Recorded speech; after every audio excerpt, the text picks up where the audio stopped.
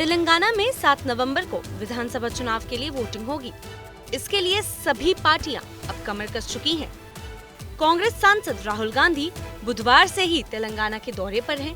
गुरुवार को उन्होंने भूपालपल्ली में एक जनसभा को संबोधित किया था। राहुल ने अपने भाषण में बीजेपी और बीआरएस पर जमकर निशाना साधा।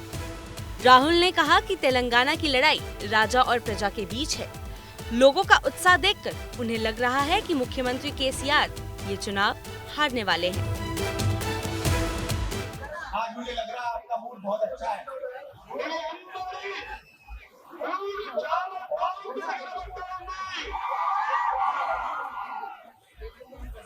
मुझे लग रहा है कि केसीआर चुनाव में हारने जा रहे हैं।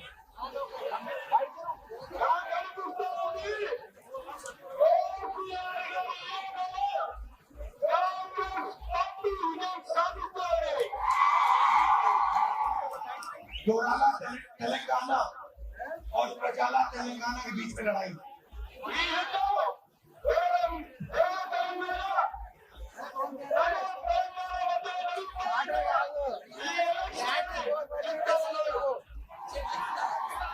राजा और प्रजा के बीच में लड़ाई है।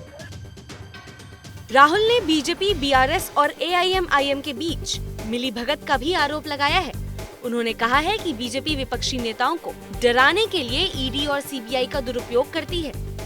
देश में सबसे ज्यादा भ्रष्टाचार तेलंगाना में है, लेकिन केसीआर के खिलाफ एक भी मामला दर्ज नहीं है। राहुल ने ये भी कहा कि अज़दुद्दीन ओवैसी की पार्टी कांग्रेस को हराने के लिए और बीजेपी की मदद करने के लिए अपने उम्मीदवार उतारेगी। बीआरएस, बीजेपी और एमआईएम को देखिए,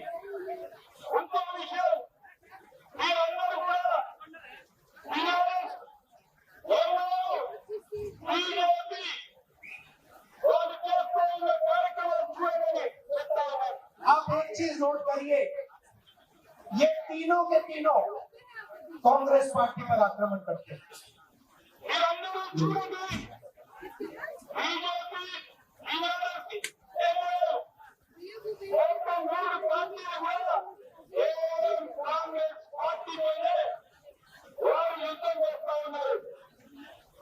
देश में बीजेपी विपक्ष के नेताओं पर आक्रमण करती है, केस करती है, सीबीआई लगाती है, ईडी लगाती है, इनकम टैक्स डिपार्टमेंट लगाती है।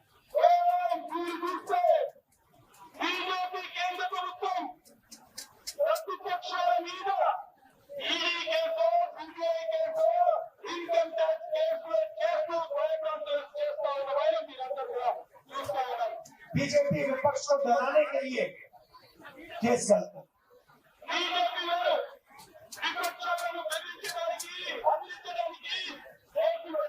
मैं आपसे सवाल पूछना चाहता हूँ, आपके चीफ मिनिस्टर पे कोई इंक्वायरी क्यों नहीं हुई?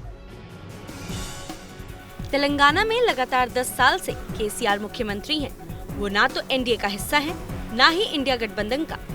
इसलिए दोनों ही पार्टियां उन पर एक दूसरे के साथ मिले होने के आरोप लगाती हैं। कांग्रेस को लगता है कि केसीआर के खिलाफ एंटी इनकम्बेंसी का उसे फायदा मिल सकता है। कर्नाटक में जीत के बाद पार्टी के हौसले पहले से ही बुलंद है। तेलंगाना में जीत हासिल कर वो दक्षिण भारत में अपनी स्थिति और मजबूत करना चाहती है। यही कारण है कि राहुल पूरे राज्य में घूम कर प्रचार कर रहे हैं और बीजेपी के साथ बीआरएस पर भी निशाना साध रहे हैं। चुनाव आज तक।